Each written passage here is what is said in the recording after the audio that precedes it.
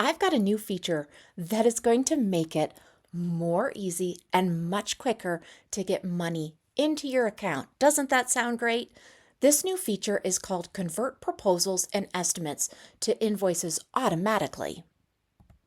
So if you're curious what automatic invoice creation is, well, let me tell you.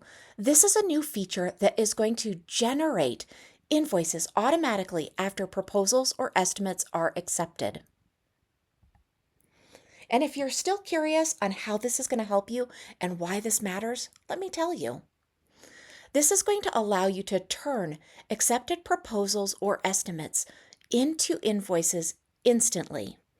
It's going to smoothly transition your clients from proposals and estimates into invoices in a much more professional client experience.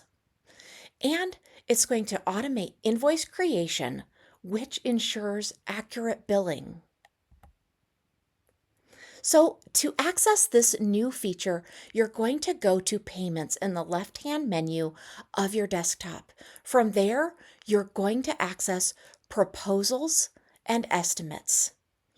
And you're going to choose which is right for you, an estimate or a proposal.